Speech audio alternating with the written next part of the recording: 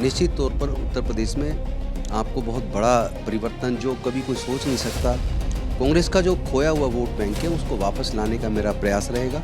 तो सबको ये बात समझनी चाहिए कि एक बड़े भाई का रोल कांग्रेस पार्टी निभा रही है। परिवार में भी 2 बच्चे होते हैं तो वो भी माँ बाप से बराबर हिस्सा मांगते हैं, तो हम तो भाई हैं, तो बराबर हिस्सेदारी और बराबर सम्मान ये तो चाहिए। उत्तर प्रदेश चुनाव से पहले कांग्रेस ने एक बड़ा फेरबदल किया है संगठन में। उत्तर प्रदेश में अब नई जिम्मेदारी मिली है राजेंद्र पाल गौतम जी को उत्तर प्रदेश प्रभारी के तौर पर। सबसे पहले ये बताएं कि कितनी बड़ी चुनौती है ये और किस तरह से, क्या आपके पास रोड मैप है इसको कहीं ना कहीं अगर कहें कि किस तरह से अगर उत्तर प्रदेश में जीत की अगर बात की जाए तो? देखिए, हर चुनौती बड़ी होती है और आदमी अपनी मेहनत से बड़ी चुनौती को छोटा कर देता है।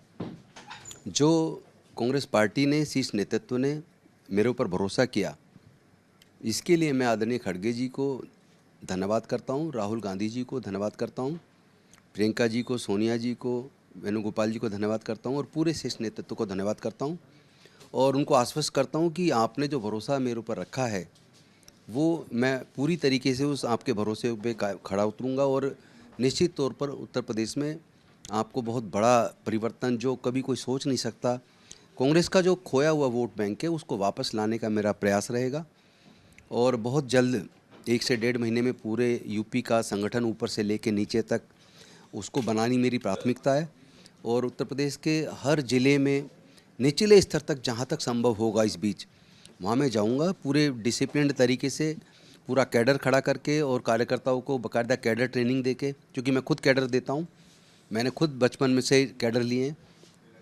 अपने कार्यकर्ताओं को कैडराइज करूँगा और उस खोए हुए वोट बैंक को उसको वापस कांग्रेस के साथ जोड़ेंगे। क्योंकि भारत को आज़ादी का आंदोलन कांग्रेस ने लड़ा, आधुनिक भारत का निर्माण कांग्रेस ने किया, एम्स बनाया, आईआईटी बनाई, आईएम बनाया, बैंकों का राष्ट्रीयकरण किया, वो सब कांग्रेस ने किया। जिम्मेदारी जब आपको दी गई, पहले ही दिन आपने सीट शेयरिंग पर एक बड़ा बयान दिया। आपने कहा कि बड़े भाई की भूमिका में, और कांग्रेस एक राष्ट्रीय पार्टी है तो सम्मान मिलना चाहिए, वो सम्मान संख्या में होना चाहिए सीट शेयरिंग में, क्योंकि सपा तो कह रही है कि सीट शेयरिंग से ज़्यादा जीत शेयरिंग पर भरोसा रखना चाहिए कांग्रेस को। मैं जीत की ही बात कर रहा हूँ, जीत की भी और सीट की भी।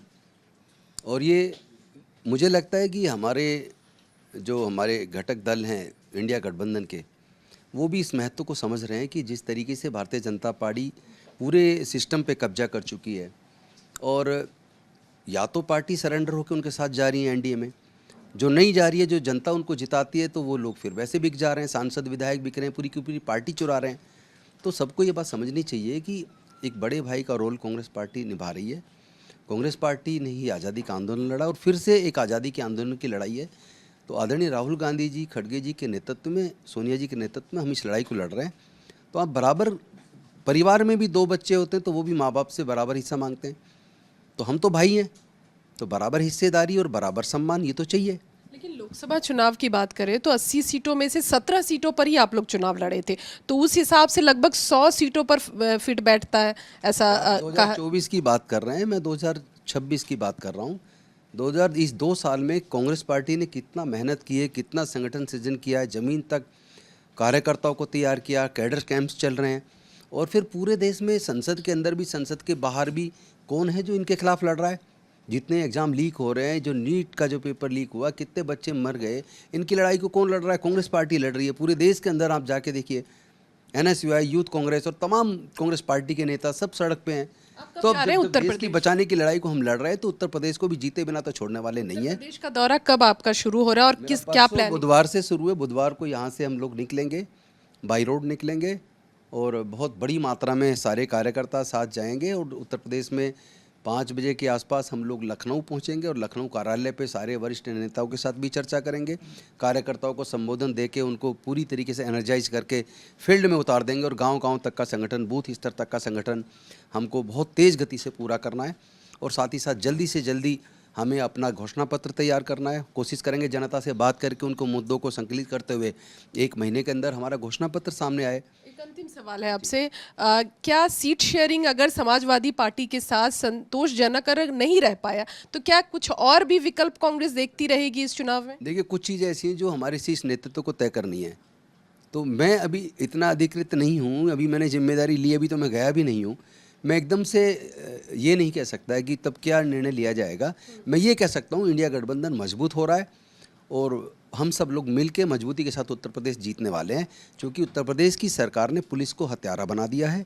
खुलेआम जिस तरीके से एनकाउंटर के नाम पर हत्याएं हो रही हैं, और बुलडोजर भी चलता है तो वो भी गरीबों के घर पे चलता है, दलितों के, मुस्लिमों के, पिछड़े वर्ग के, ज़्यादातर वो लोग, यहाँ तक वो तो पुलिस के द्वारा जो हत्याएं की जा रही हैं, हत्यारा पुलिस को बना दिया। मैं पूछना चाहता हूँ योगी जी से, मोदी जी से भी पूछना चाहता हूँ, जहाँ जहाँ बीजेपी की सरकारें हैं वो बताएं क्या ऐसी इन सरकारों को कानून पे, संविधान पे भरोसा नहीं है, न्यायालयों पे भरोसा नहीं है? ये चंदा चोरी भी रहेगा चुनावी मुद्दा आप लोगों क्यों नहीं रहेगा? ये चंदा चोर नहीं, ये हर तरह के चोर हैं। ये विधायक भी चुराते हैं, ये सांसद भी चुराते हैं, ये पार्टियां भी चुराते हैं, लोगों की आस्था भी चुराते हैं, लोगों की भावनाओं का कत्ल करते हैं।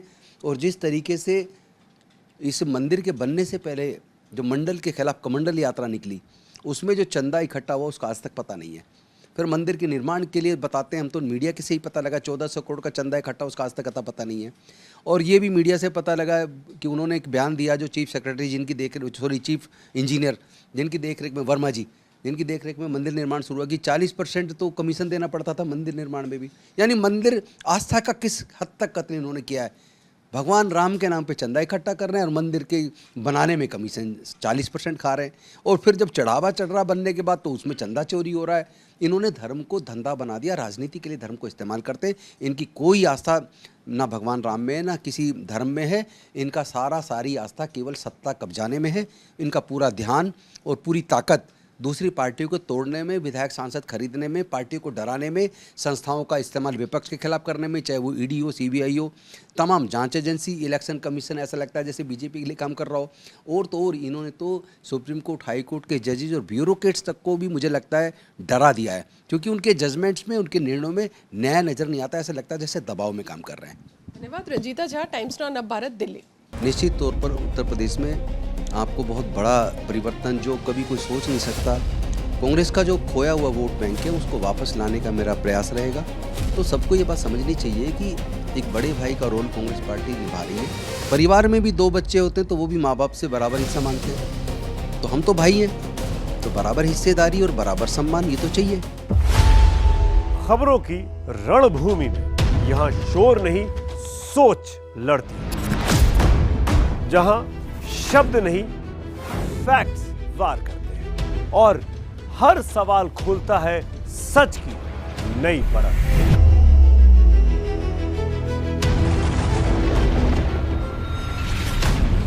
चक्रव्यूह, आपके अपने सुमित अवस्थी के साथ सोमवार से शुक्रवार शाम 6:57 पर टाइम्स नाउ नव भारत पर।